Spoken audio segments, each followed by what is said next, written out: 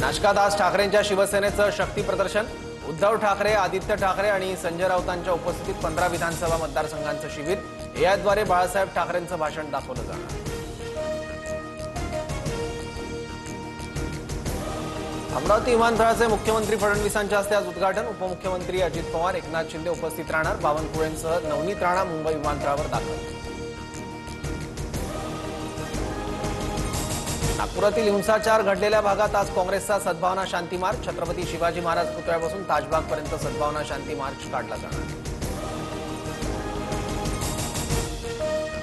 अल्पसंख्याक आयोगाचे अध्यक्ष प्यारे खान यांचा काँग्रेसच्या सद्भावना यात्रेला विरोध। तर प्यारे खान भाजपची भाषा बोलतात, त्यांना समाजाशी काही घेणं देणं नाही, विजय वडेट्टीवारांची टीका।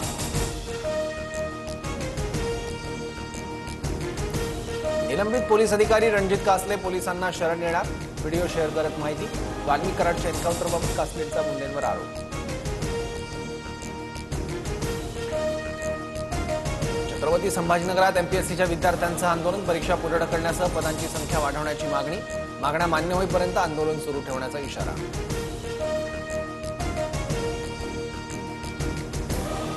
कॉमेडियन कुणाल कामराच्या याचिकेवर आज मुंबई उच्च न्यायालयात सुनावणी। दुपारी 2 वाजता सुनावणी होणार। खार पोलीस ठाण्यातील एफआयआर रद्द करण्याच्या मागणीसाठी कामराची